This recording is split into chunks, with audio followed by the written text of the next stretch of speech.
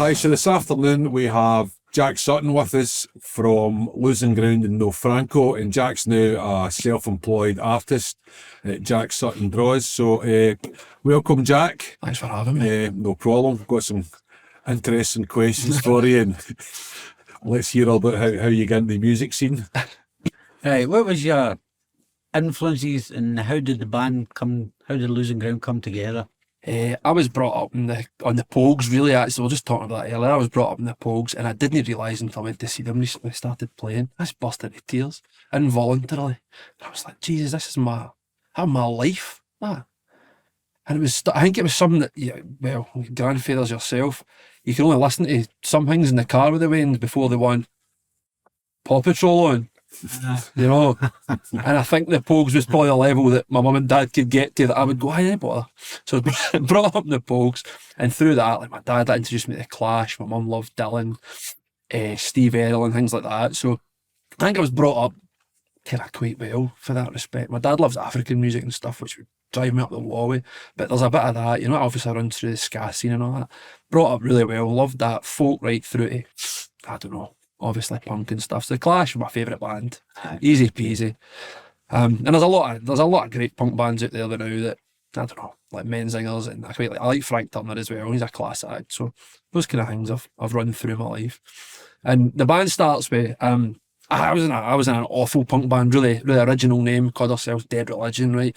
Don't know where we plucked day two words for, but so we played when we were teenagers, and that like that. I was looking at some pictures. My wee boy went to nursery with a Mohican on Friday, and I was thinking, sure, I had a Mohican once, and I did, and I've got pictures of me at the Barfly singing, fucking big, horrible ginger Mohican, right? And that kind of took me back. We played then, that was a lot of covers, but that was a reintroduction, 15, 16, to writing songs. I mean, stealing ideas for all the stuff I liked, but nothing like that was the start. And then I was my early 20s or so and thought, well, I should really be doing something like that, because you get the bug. Yeah.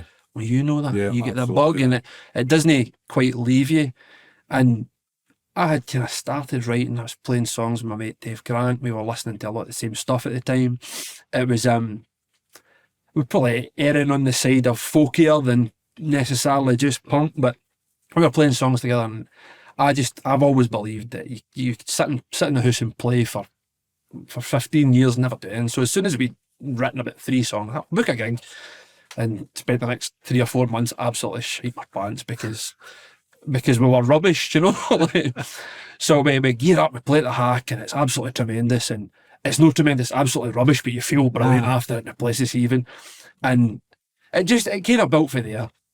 So we were playing together, and my mate Stan, I knew he played the drums, but I'd never played music with him, or I'd played music with him sporadically, and his brother Connell played bass, so they kind of come in, and we're still trying to keep it kind of acousticy, folky, punk thing going on. For some reason, unbeknownst to me, it was a terrible idea then. It's probably a terrible idea to do like that ever again. But we were doing that, and the boys kind of fell in together. And my wee pal, I kept meeting him at the pub, and I knew he played guitar. I knew he was a good guitarist. I knew he was at the Fenwick Hotel doing like folk clubby stuff, and I knew he played the mandolin. I thought, that's what we're needing, because we are pretty standard. I'm not very good at writing songs, but see if you stick a mandolin in there, that'll make it all sound tremendous, as opposed to just red rotten. So he came in and joined. That's Andrew. And we were kind of going for there. And it was just, we played everything. We played every gig that MD offered us. The West Kilbride Scarecrow Festival, that was one. Well, yes, I'll play at that, thank you very much. And there's just a litany of daft things like that. But we kind of found our way, and I guess decided that it wasn't, like, being an acoustic band wasn't really for us, because nobody actually, apart from me, a bit liked what we were trying to do. And I was like, well, why don't we just play what we kind of believe in, I suppose. There's built up a decent following in Kilmarnock, certainly. Good following you had. We were lucky, we did really well, and I've got that, for later when we're talking about gigs and stuff. But some of the things we did were, I don't know, they felt impressive, you know.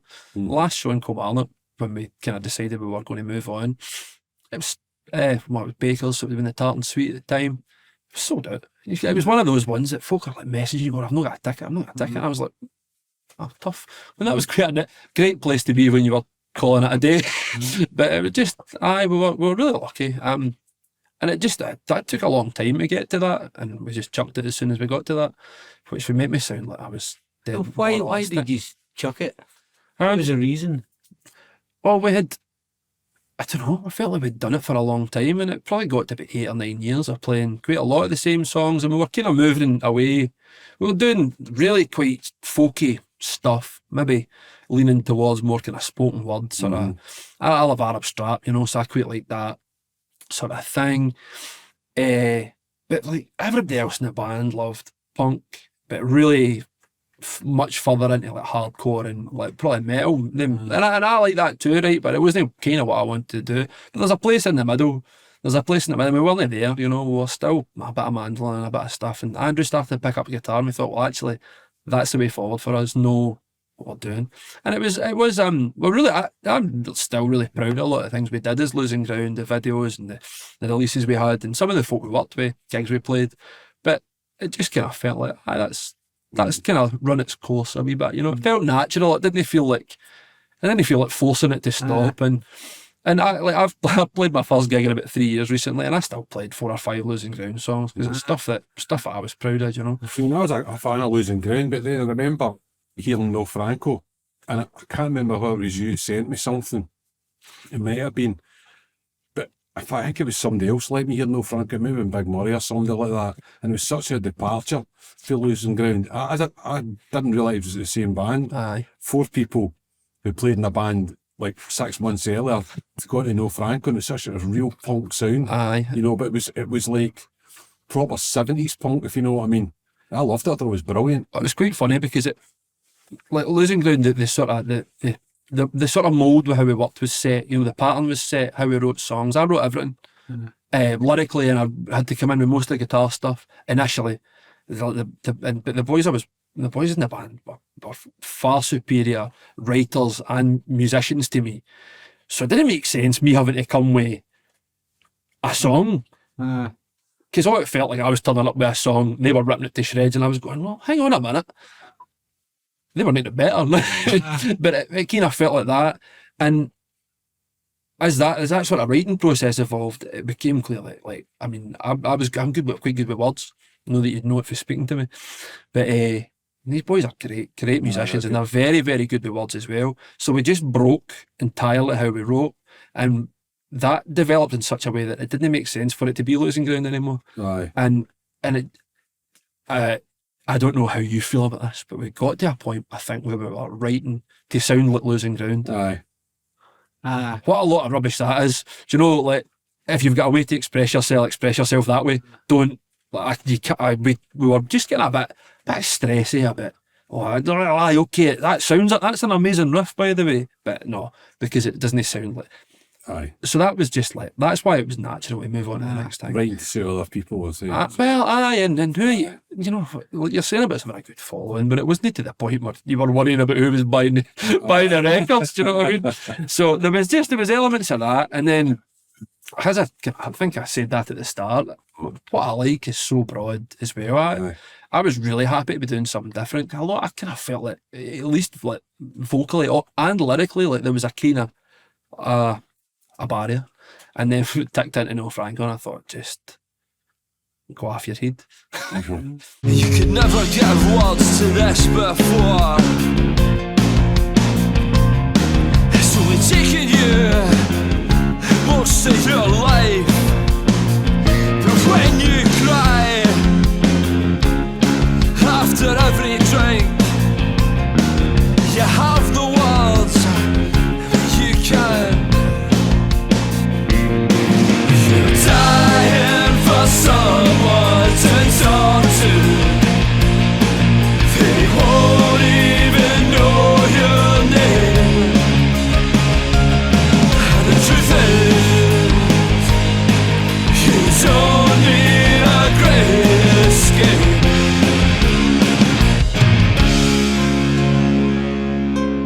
What was your memories of your kind of early gigs, kind of Losing Ground? It's funny having the last gig that I played, it was just me and my guitar, and that's kind of what Losing Ground was at the start, and that felt like such a full circle like thing, and actually all my emotions were quite similar.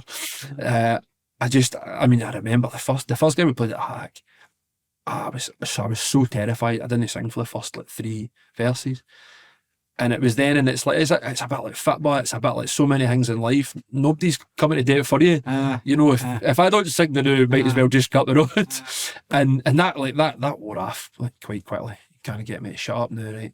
But just those things, like, I just remember that, feeling the fear and absolutely filling my pants, and you just have to do it because nobody's coming to do it for you. But I just felt at the time, and the scene's different now. Of course it is. I was talking 10 years ago, but I just remember at the time, I mentioned the Scarecrow Festival. I just remember there had been so many options, so many, like, he can play guitar and that, he'll play. And I just said aye to everything. So I was playing at like football club prize givings, and I was singing about killing myself at football club prize givings and all this kind of stuff. And just, like, as I say, the West Kilbride Scarecrow Festival, there's so many things, and the pubs everywhere were looking for somebody just to come and, as I say, I just felt like it was always an opportunity. It was always somewhere to play, and we just said aye, because I mean, I don't suppose we took it quite seriously.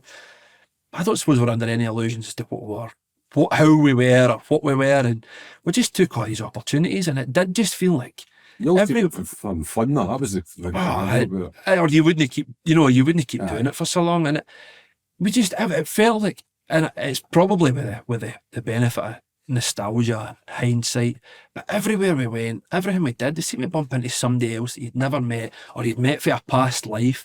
And all that felt just like, I felt a bit like, I know it's maybe corny, but it all felt a bit like family, you know. And everywhere you went, there'd be somebody that went, oh, that was good, that was brand new, I know a guy, one will go do the next thing. And I just felt like, honestly, I felt like 6 or 7 years of just that. And I'd seen you playing, and actually I think it was Barry as well. That's right. Playing, and it was Dirty Martinis at the time. It was like probably a year or so before we started to play. We spoke for ages. I think it was the first time I met you, actually. Aye, you were brand new, and I'm a daft wee boy, I still am, but you were brand new, and I just that sort of set the tone for me about playing music in Kilmarnock. And again, it's maybe with a sort of with rose-tinted specs, but I just felt there was never an edge.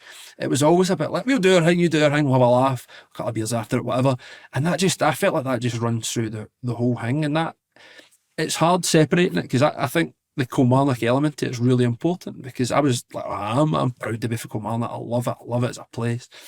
And you're passionate about the highs and the lows of the tune, and the things that it goes through.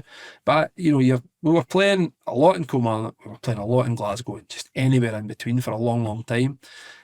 And it's, that all gets mushed together, and you go, right, okay, well, some of that was quite difficult, and some of that was quite, we need to think about how we're doing things. But I never felt like, 9 times out of 10 in Kilmarnock, I always felt like it was just, that's where we're meant to play, this is good fun, and there's like more folk than not have got your back and want you to succeed.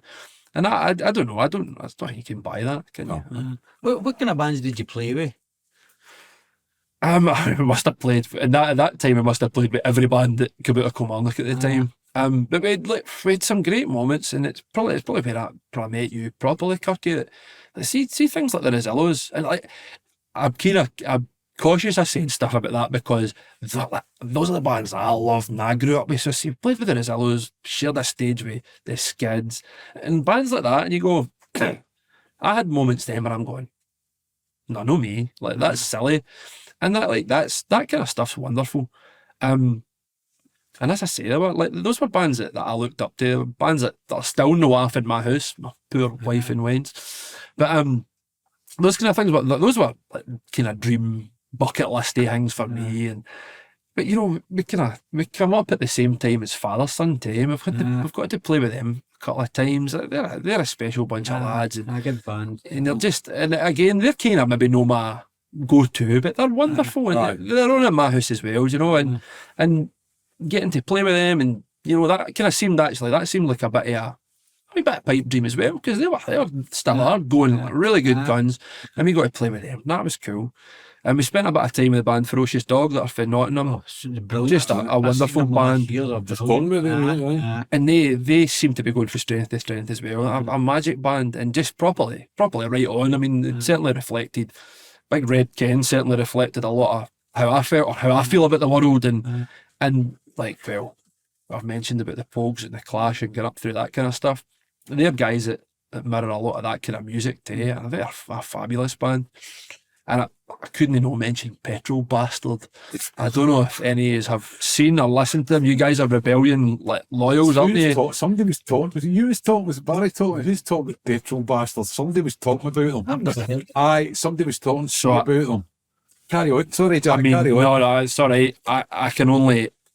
I probably know enough words to describe Petrol Bastard. I think they're technically a three-piece, but one of them just stands at the back of the stage.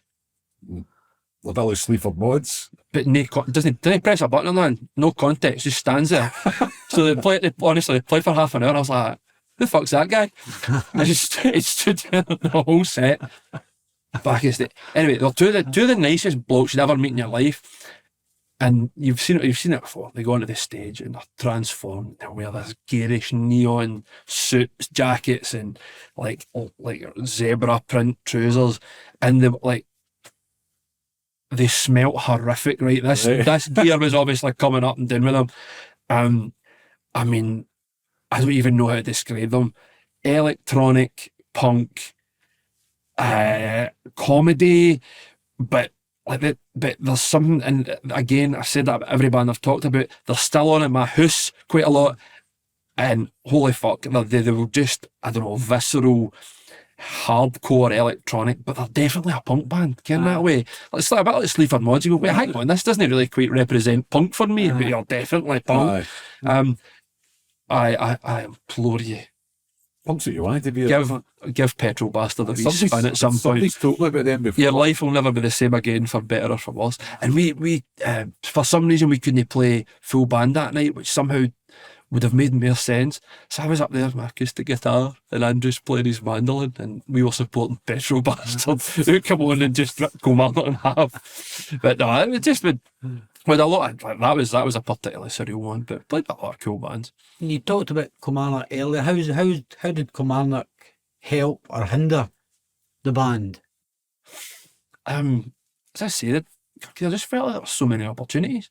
There were and there still are, right? It's just I'm not necessarily looking for them in the same way. But there was so many guys putting gigs on. And it kind of feels to me like it's turned a wee bit more towards it. I think these things are cyclical. I don't know. A lot of folk looking for cover bands, a lot of folk looking for folk to sing nice songs in their booters to bring folk in the door. I don't have an issue with that. It's just it's kind of what it is. Jack on force. Aye, and you know it'll change. It'll change again, I think. But there was always something on. You did bit like, and that was kind of more later in what was losing ground. But the Belfield Tavern was just bringing in bands all the time, and that was where we played with the Rosillos, and that was, let's say, that was something for me that still think's massive, do you know? So they had something on all the time, so there was always a wee chance of either going or playing with somebody that was important to you. Guys like Stumpy and Murray Baxter, and I mean, like, even like Gareth and Mikey, they were putting on bands just left, right and centre. There was always something, and we kind of fit. I mean, a lot of the time even like we playing in Glasgow, it felt like we kind of fell between two stools a lot, because we were kind of not really a heavy band, but we're definitely weren't a folk band either, so that kind of made it hard for us to get on necessarily the right shows. But in Kilmarnock, we just get put on everything. And that was brilliant too, because we met all these touring bands like Preston Miko that are, I think I don't know if they're still going, but they were soaring as well. That was a band Murray put on, and Stumpy put on Ferocious Dog. So we're seeing all these bands playing with whoever was coming through, and that sometimes led to you playing with them in Glasgow, playing with them in Edinburgh. I don't know, as I say, I've maybe got a rose-tinted finger on, but I just felt like Kilmarnock was like, it felt so buzzing at the time. There was so many places to play, and because we were well supported, folk wanted us to play, and we were always bringing a turn somewhere, you know. And I think that's maybe, I've kind of talked about that, but I think that's maybe why folk are a bit feared of putting on original music, because if somebody comes in and they play 10 songs that 10 folk are going to buy 10 drinks to and sing along to, that's easy money, isn't it? That's easy money. But I felt like that was the case with bands that were playing at the time. And there was loads of us playing, and it kind of felt like every time you spoke to somebody, they were going, I came to that the other week, and me and him were starting to do something, and there was just always something bubbling, somebody trying something else, and that just, I felt amazing. It felt cool to be part of that. And as I say, it's easy to be really nostalgic about it and have this sort of different perception about it, because it was hard work and all that, you know, it is hard work. but it was a good place. And I mean, the job that I do now, I still feel immensely supported by so many of the folk that I met doing that. You can't buy that kind of, No. you can't buy that kind of friendship, that kind of scene, you know. It was good. With the experiences you've had, what advice have you got for young bands coming up now? Oh, I don't know, that I feel like, and it's probably because I'm a wee bit older, but I feel like landscape's so different. Just in terms of like, there's so much weight on like your online perception, your social media, and I like with my work now, I'm still not particularly good at that, and it's not that I don't see the value in it, but if I'm being creative, I like to be creative about the thing.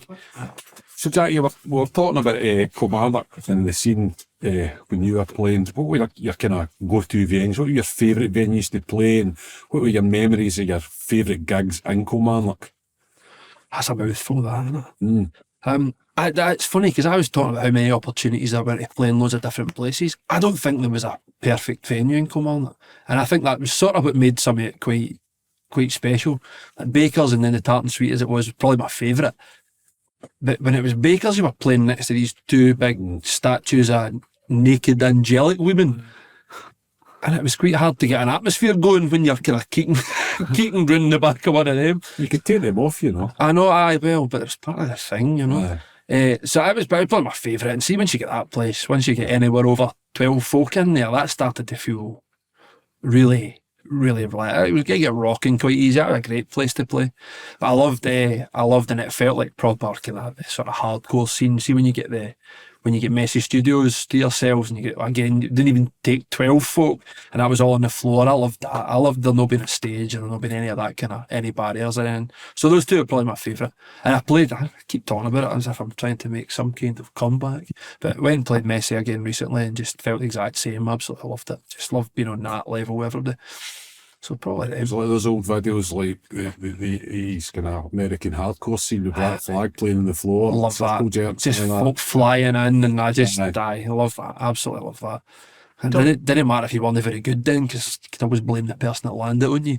Talking of comebacks, are you still involved in the music scene? What are you doing now? I played a gig recently. I've got two wee boys, and they're new since the last time I had played. So some felt good about still being able to do it. I don't know if I could necessarily get the time for it, but I love it, and I think there's still something in the old Doug. But I'm get my creative spark and my creative outlet is for my work. So I'm an artist. You can find me at Jack Sutton Draws. Can't say it without putting a voice on, because it still seems like a weird, surreal thing. But I draw pictures. I love history and heritage. So I draw a lot of castles, a lot of landscapes, a lot of different things like that. So that's me now. Old and pipe and slippers and drawing wee It's pictures. actually very good. I went to the exhibition. I went to the exhibition one Sunday, the gallery down. He certainly did. It's very good. I've got another one this year, and I'm getting to exhibit with my dad. That's proper bucket list stuff. Jack and Harry together, Harry, that's it. I don't know how many times we'll fall out between now and then, but that's it. Well, Jack, it's been a pleasure. son. Tremendous. Thanks so much. Thanks for having us. Thanks for coming along. boys. Thank you a very lot. much. Tremendous. Cheers.